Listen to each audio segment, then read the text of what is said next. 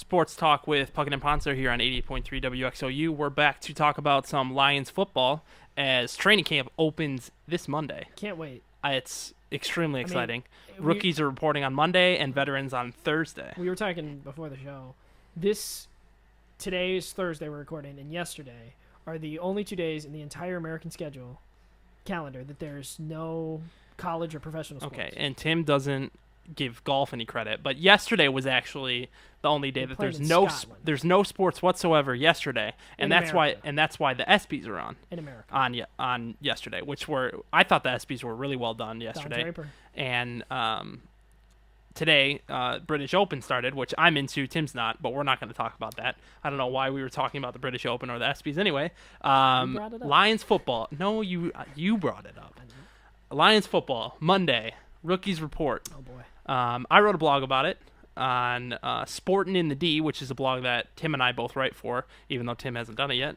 And it's actually run by another guy who works at the station here on Ryland Up the D, which airs on Thursday nights at 9 o'clock, which is a good show. We've been guest hosts on there before, so I'm sure he'll love the spot for him. At 5 in the morning. Yeah, but training camp. There's going to be some heated battles. One of them would be for the kicker position. Yep. Jason Hansen won't kick for the Lions for the first time in 21 years, my entire life. And we're going to see David Akers against Kickalicious for the spot. I think it's pretty much David Akers' spot to lose. But I think that'll be a good one to watch. We'll get to see our first Reggie Bush sighting as a Detroit Lion, which will be exciting for fans. And we'll get to overanalyze each and every one of Matt Stafford's 6 throws Yes. in his first Yes, game. I expect one of them to be off balance.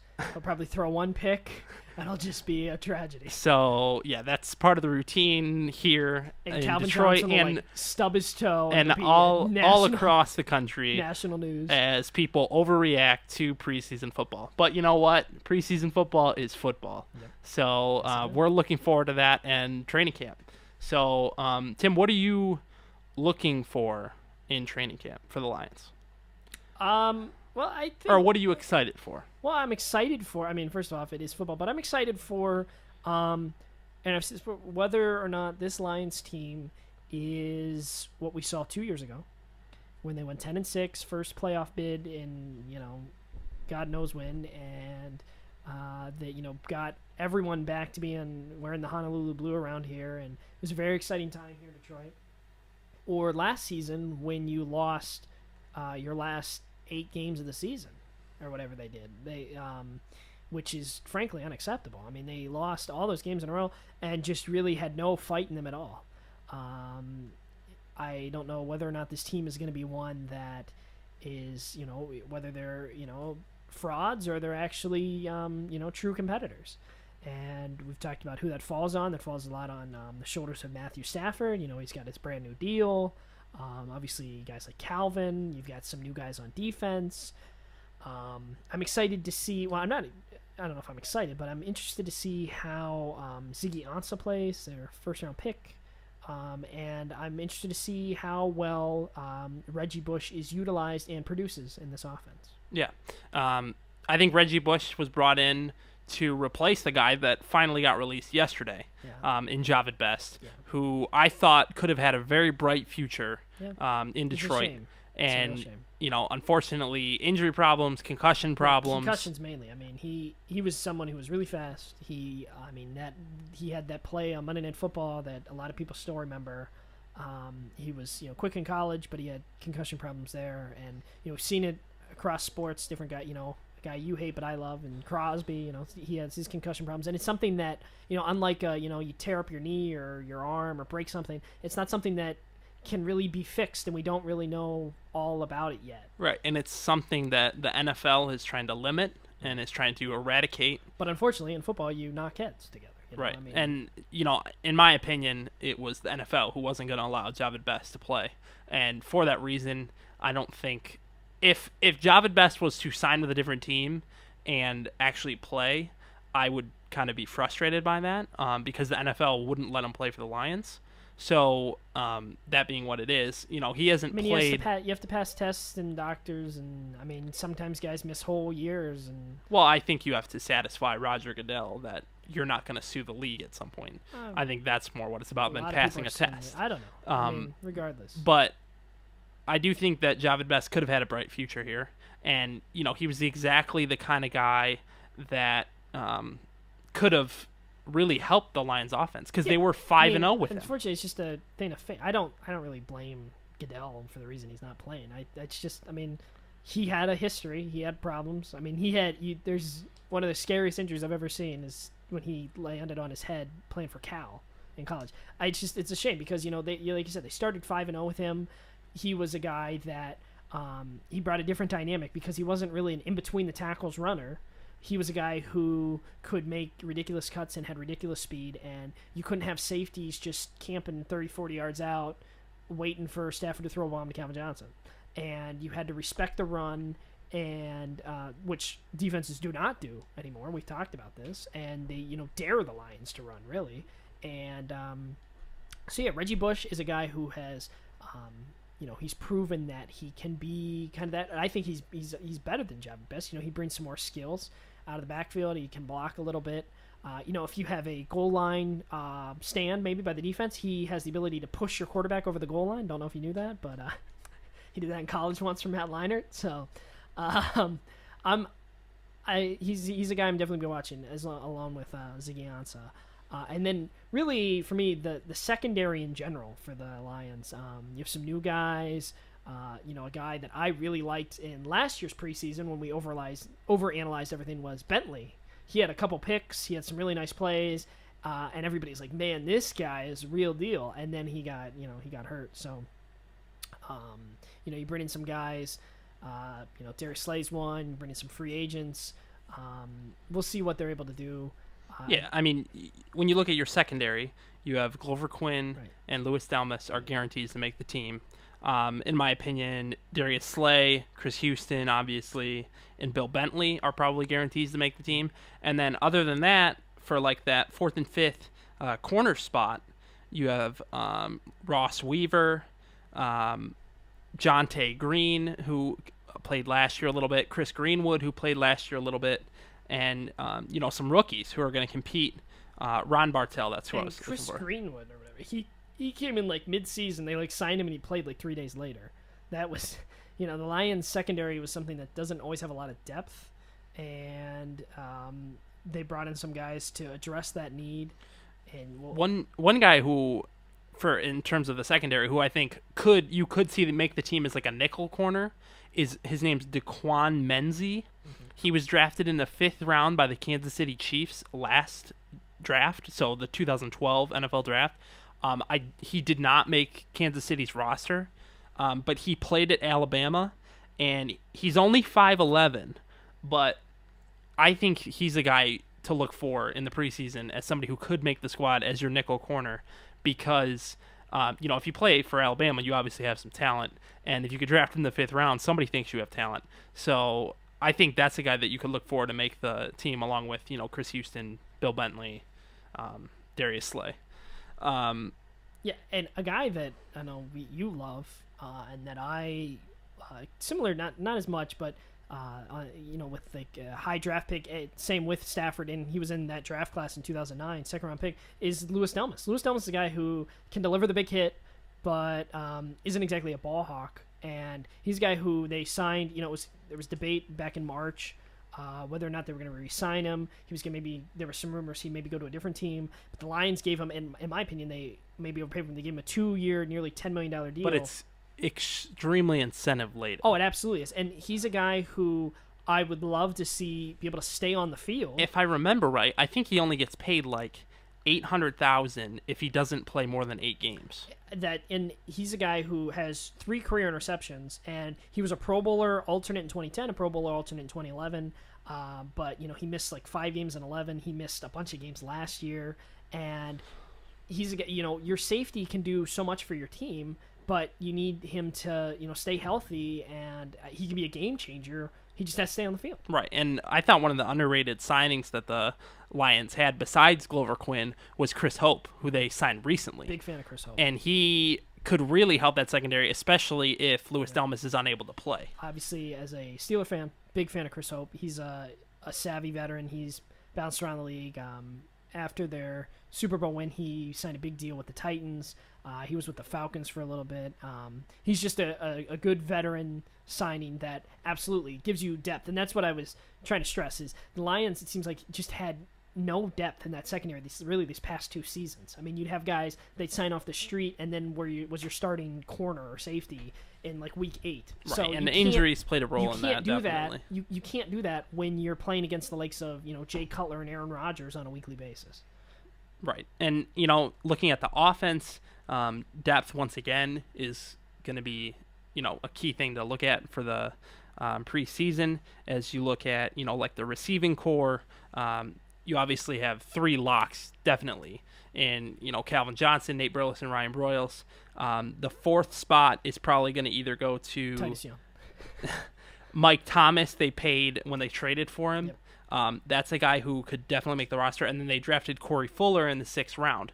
So that guy's probably going to be the 4th. And then your 5th spot could be, your 5th receiver is obviously not a huge, player on your team.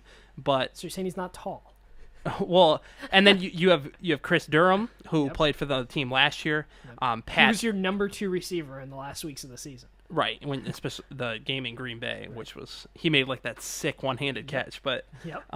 Chris Durham will compete to make the roster. Terrence Austin, Michael Spurlock, who's been in the league for 7 years. Yep. He's bounced around. Yeah. He's kind of a special teams guy. Right. But And then you have Devin Thomas out of Michigan State, who won a ring with the Giants. he was big. He was another special teams guy. He recovered those 2 fumbles back-to-back when the 49ers punt returner, who was the son of the White Sox GM or that Williams guy, he fumbled back-to-back times. Kevin Williams. Then he recovered both the fumbles, takes one for a touchdown, huge play, gets him to the Super Bowl. Then he retires. Right. Pursues some like spiritual awakening, and now he's back in the NFL. Right, yeah. So Devin Thomas will compete for a spot, and then the local kid, Cody Wilson, will also be competing for a spot. Another favorite of the show. Yeah.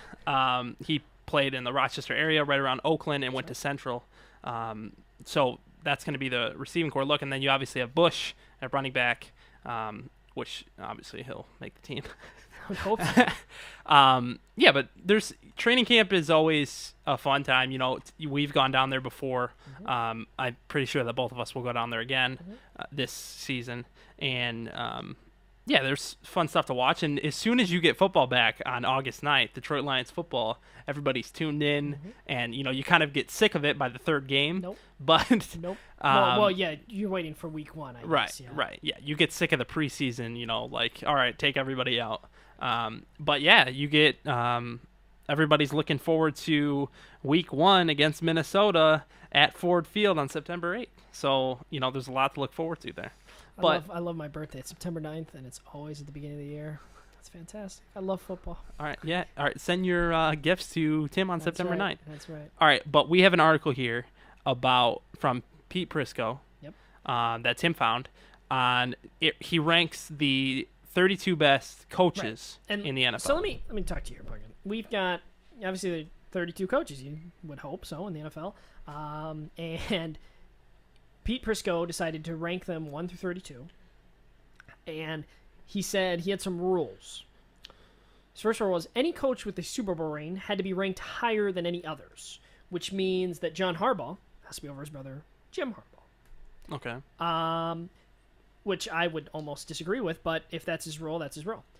The coaches who have never been head coaches in either the college or the NFL had to be at the bottom, which makes sense, and that's why he has them all lumped together at the bottom. So, because how do you know how good they're going to be? You don't know.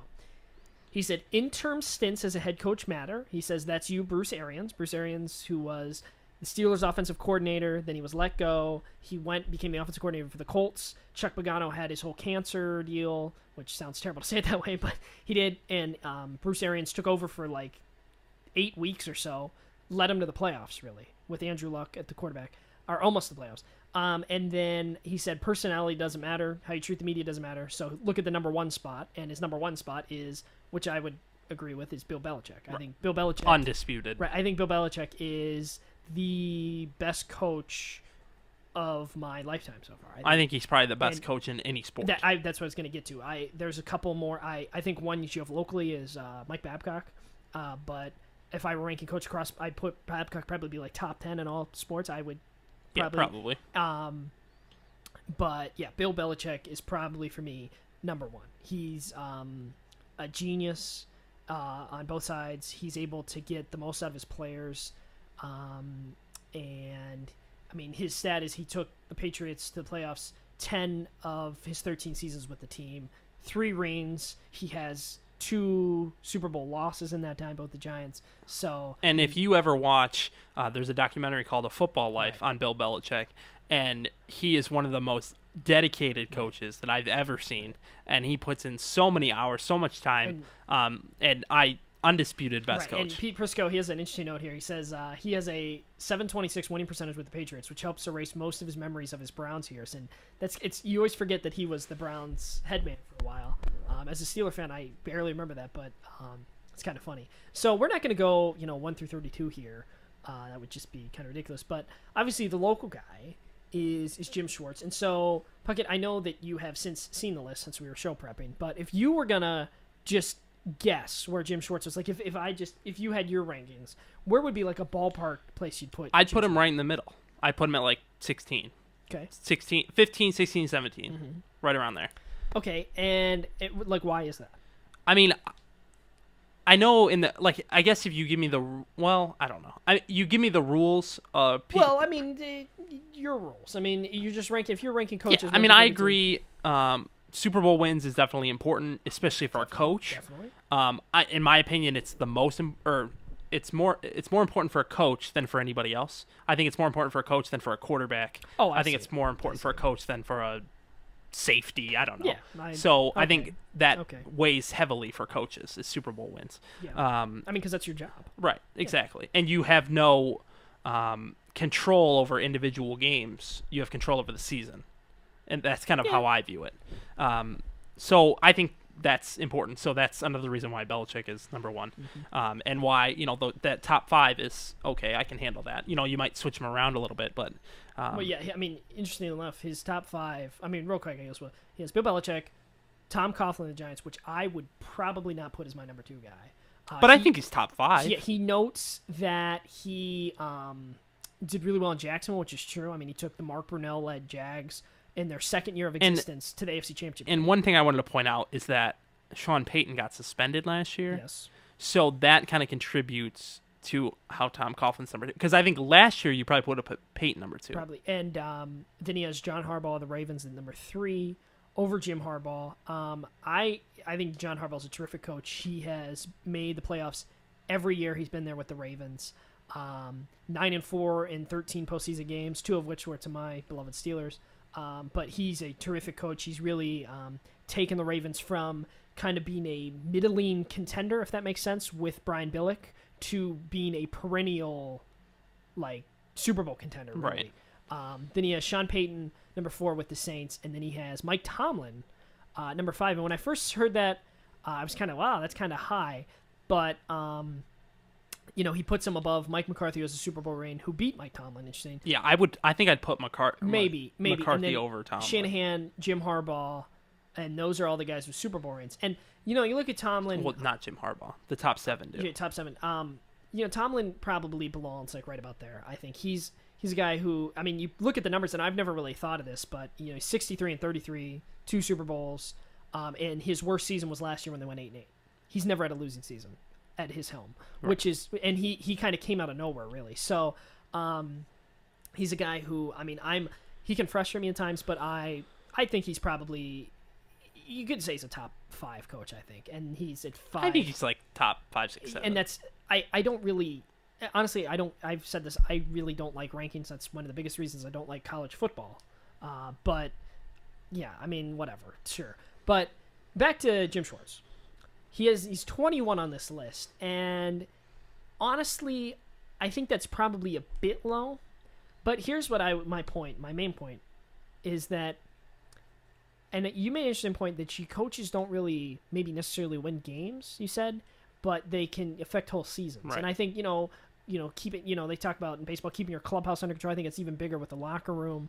The point I would make about NFL coaches is, and we go back to Mike Tomlin. One of my favorite quotes is he said, coaches don't win games. Players play games. They win games. I'm there to, oversee that. And I think that coaches don't necessarily. I don't know if they can win games like by themselves, but I think most certainly they can lose games. I think a coach can be directly responsible for a loss more than being directly responsible for a win. And one of my faults with Jim Schwartz is I think there have been several games in the past maybe 2-3 years that he was directly responsible for them losing that game. Yeah, you can definitely point to the one where he threw the challenge flag last season. He literally lost the game. Yes, literally. Absolutely. And, you only play 16 games. And when you lose a game and it falls on your shoulders, I think that is a big fault for me. There's several games where I think that he just, he is more responsible for them losing than them win. And that's why I would say maybe 21 is still a bit low, but I don't know if I would put him in the top. I wouldn't put him in top 10, and I don't think I'd put him top 15. But at the same time, you start looking at the other names because you have to put somebody That's there. how I think that we should view this. Is now let's look at. Okay, so I said 15, 16, 17. So let's look at and between. He's a 21. He's a 21. If you had him between like 18 and 20, I think that'd probably be an okay place. Mainly because A, he has been directly responsible for losing games, and B, he has never won a playoff game. Ever. Okay. But here's the thing. Here's what I would look at. I think that look at the guys ahead of him. Bruce Arians, who, like you said, stepped in for Chuck Pagano last season. He's only coached, 8 games in the NFL? Mm-hmm. So I think I would put Schwartz above him. Probably. And I mean, this article says, he took over as the Colts, but was he responsible for them going to the playoffs, having to win the season? Probably, especially with a rookie quarterback. So that might speak volumes. He says, but he still only coached 8 games. He says he did a great job of running the Steelers' offense, but that doesn't matter. I mean, Schwartz did a great job of running the Titans' defense. Right. But that doesn't matter. Right. Okay. So I put Schwartz above Arians. The next guy is Chuck Pagano, who,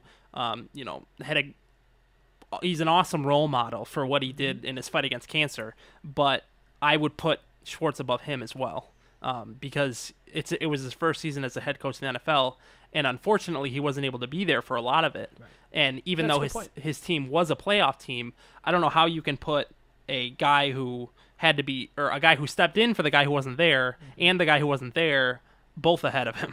That doesn't really make sense to me. So I would put Schwartz ahead of him as well. Greg Schiano is the coach for the Buccaneers. Much like Jim Schwartz, he had a good year 2 years ago and a not so good year last year. Or, I'm sorry, he had a good year 3 years ago. They went to the playoff, or they almost went to the playoffs. The first year Cam Newton was in the league. Who are we talking about? But the Buccaneers.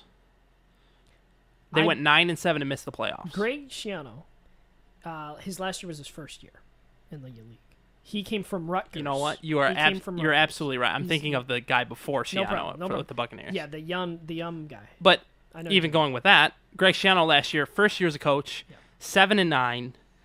Okay, and a team that before Schiano came to the Buccaneers, they had a good year and a bad year. I would, and this is a separate note, but I think that the Buccaneers are not going to go anywhere when Josh Freeman's our quarterback. I don't think he's a winning NFL player. Right, so he has a 7-9 record in his 16 games as an NFL coach. Mm-hmm. I'd put Schwartz above him. Okay. So that puts him at 18. Okay. Then Leslie Frazier for the Vikings, I'd put Schwartz above him. He went to a playoff game, so did Schwartz. They both lost in the first round. They both have a star player in Peterson, and he took over for the bald-headed guy. Yeah, I don't remember his name. I don't. A couple years ago. Yeah, I can't remember his name, but he got fired midway through the season. He was the interim coach in 2010, and then he took over. I would maybe put Leslie Frazier above Jim Schwartz because he had that winning season last year, and he has done that with without a quarterback. But he's done it with a running back. With Adrian Peterson, yes. But I think I would probably put him above Jim Okay, Schwartz. so just a tick above. That's the first one that we'll disagree on. Okay. Is that I'd put Schwartz above Frazier. Gary Kubiak is at 16. I think that's extremely low for him. I would put him higher in the list and therefore above Jim Schwartz. Pete Carroll, I'd probably keep him above Jim Schwartz as well. He has a playoff win. He was in, was he in the NFC title game? Or just maybe the divisional game? They lost to Atlanta. Right. Okay. And then Atlanta went on and played in San Francisco. So they lost in the divisional playoff game. But he did a great job with Russell Wilson. But he has back-to-back double-digit winning seasons. Right. So I'd keep Pete Carroll above him. Rex Ryan, lower him. I'd put Schwartz above Rex Ryan. I think Rex Ryan's a clown. Yeah, Rex Ryan, I don't. And he has been to 2 AFC title games, but what have you done for me lately? Exactly. Rex And- Ryan. So I'd put Rex Ryan below him. So that puts Jim Schwartz at 14, Here's 15, what- 16. It puts him at 16. The number one reason that I would put Schwartz above Rex Ryan, and this is Rex Ryan talks way too much, and you should talk. I think Schwartz doesn't talk enough. He talks, he has his press conference. He tries to model after Belichick and all that, which is all well and good. But like Schwartz has his wild side where he talks on the field and he has the handshake things and he yells at other coaches. And Which he says boom. I think that's ridiculous. He does the fist pumps. Right, and he kind of makes it too much about himself. Maybe I think Rex Ryan makes it all about himself, Yeah. and I think you cannot win an NFL title with a coach like that. Right. So that puts Schwartz at 16, and if you put Frazier above him, you put Schwartz at 17. Mm-hmm. So 15, 16, 17, I think that's where he goes. And 21 I think is a bit low. Like I said, 18 through 20. I would even look. I'm looking here at 13. Marvin Lewis, the Bengals. I remember the day that Marvin Lewis was hired. I was living in Cincinnati. They had He's the longest tenured coach in the They NFL. had these billboards that said, "In Marvin we trust," and I cannot believe that Marvin Lewis is still the coach of the Bengals because they've had so many lean years under his tenure where it was for sure he was going to get fired, and he's hung on. Give him credit for that, but he's been the coach for 10 years, which is crazy. I mean, it takes me back when I was a kid and when they hired him. He has a record of 79, 80, and 1. So he's like 500. That's not that great in 10 years, which is kind of impressive that he's still the coach. He has been to the playoffs 4 times, but he's never won. Right. The first game is when the Steelers killed Carson Palmer, and they still talk about it to this And day. they've lost to the Texans. They've lost the Texans back-to-back years. Right. So, and then they lost to the Jets a couple years ago. So, So we have Schwartz in the neighborhood of right. a middle-of-the-pack coach in the NFL. And that's, like I said, 18-20. I would almost put Schwartz above Marvin Lewis, but Lewis is just maybe proven more. And over I the think time. they make the playoffs this year. He becomes like a top 12 coach, 13, 12. Maybe. I mean, he's got to win. He's got Right. to win a And playoff if he loses, I think he falls out of the top 20. If they don't go. I mean, if he makes the playoffs, is he better than John Fox? John Fox went to the Super Bowl with the Panthers, Is he better than Jeff Fisher? Jeff Fisher won the Super Bowl with the Titans. I think he's better than Andy Reid. Andy Reid but Andy Reid went to 4 straight NFC title But games with the Eagles. you also have to look at what these guys' teams do this year. Yeah. I think that any think it list, speaks any to- ranking gets I think it speaks adjusted. to Andy Reid, though, that Andy Reid was finally fired from the Eagles, which was just kind of, they needed a new voice in there after he'd been there so long. And, he had 8 seasons of double-digit victories in 14 years with the Eagles, which is very impressive in Philadelphia. But they finally needed a different change, and he immediately was hired, like the next week for the Chiefs. Right. I think Andy Reid's a good coach. He just has never been able to finally get over the hump or his own stomach. So Right. there you go. All right. Okay, so training camp Monday, Tigers baseball Friday. Yep. It's going to be a big sports week ahead after this kind of lowly yeah. week in sports. But thank you for listening to our show today, and we will be back next Friday here on 88.3 WXOU.